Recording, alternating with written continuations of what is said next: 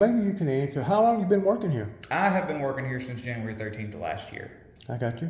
Are you originally from this area? Well, Yes or no? I'm originally from Benton County, Tennessee, but I've been in Shelby County for 25 years. Benton County. Benton County, where Camden, Tennessee is. Yeah. That's where all my family's living. Really?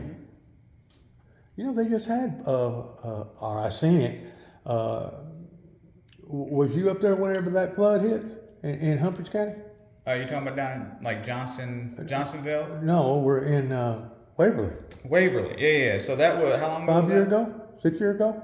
Yeah, Killed I 20-something people? was at T.O. Fuller State Park working as a ranger. You was? I was. And most of my family, it didn't affect them directly because they're off in Sawyer's Mill, which is an unincorporated area I about got you. 40 minutes from Johnsonville. I got you. Well, I went up there probably less than a year ago whenever that explosion happened.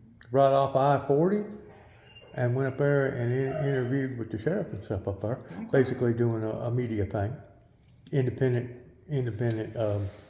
journalism. Yeah. But have you seen some of the facts about what is causing over 10 million gallons of water in the mighty Mississippi disappearing from southern Illinois down to Louisiana? I have actually not heard any of that. I would like to look it up. It sounds like a new, what's that called? We haven't had any major earthquakes, which would cause events like Reelfoot Lake, but that was caused with the reversal of the current. But sometimes, you get offshoots, and it fills Aquifers? up. Do what? Aquifers? Aquifers, or essentially, oxbow lakes before they become oxbow lakes. Well, And they're so- saying that we're losing the Delta, not only the Mississippi Delta, but also the Louisiana Delta. And all that work that the Corps of Engineers has been down there doing for the past 30 years is having a reverse effect. Well, And the bottom of the Mississippi is becoming soggy to the degree that the water's going in the bottom and we're losing it. It's got to be going in a crevice, something like the New Madrid Fall or something down there, I don't was it? gonna say it's got to be going a hole somewhere. If that's what's happening, that's got to be where it's going. How about the lake over there at the Hoover Dam that just freaking lost 27 gallons just within the past 48 hours? That now are like 8 stories below sea level or below their normal reading, and they're actually debating on what are they going to do whenever the water gets so low that the turbines will quit turning and generating enough electricity to feed 2.5 million people in Northern California. Yeah, no, that would be a lot. I also have not heard about that. I'm trying to look for a book. Well, you ain't been staying in tune with stuff, man. Well, I don't know. I try to figure out where people are getting all these news, and I get news notifications on my phone all the time, but it's nothing I care about.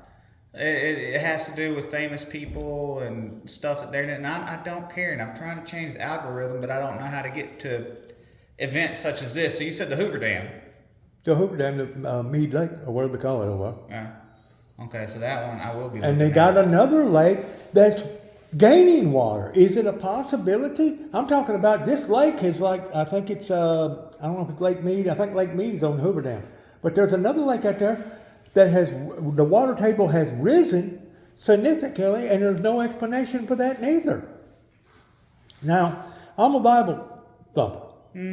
Okay? I started predicting over 30 plus years ago that the mighty Mississippi was going to begin to start to dry up. You know what happened to me during that time? I was mocked, I was belittled, I was demonized and dehumanized because I was trying to help people and giving them warnings. And what I done an assessment towards the prophecy, towards the river Euphrates, over on the other side of the planet, over the Middle East, that it predicts that river will dry up. Well, if you got any logic about you at all, you got to start thinking, well, what's going to cause that river to dry up over there on the other side of the earth? Is it going to possibly have an effect on all these other waterways and all these other stuff? And sure enough, I think it is. I mean, it would, and I could think about the movement of the tectonic plates, you know, the fault lines. Yeah, if something's moving or shifting barely, usually they result in rather large earthquakes. Any movement whatsoever. We've had a slew of earthquakes just within the past 4 or 5 years that's been like quadrupling what the normal reading is. And if you go around the Ring of Fire down around South America, go all the way around, we've got underground volcanoes right now that are erupting in places that we didn't even know even had an underground volcano. Oh yeah, no. Like outside of California, like less than like 100 miles away. Yeah, there's a lot of underground volcanic activity, and we haven't even barely touched the seismography that is looking underground at volcanic activity. I mean, the planet's large, and the instruments we use are small. You can take this for what it's worth, but I was told through the media that we know more about space, which is very little, than we do even our oceans, much less of what's underneath our ground, what's underneath our feet.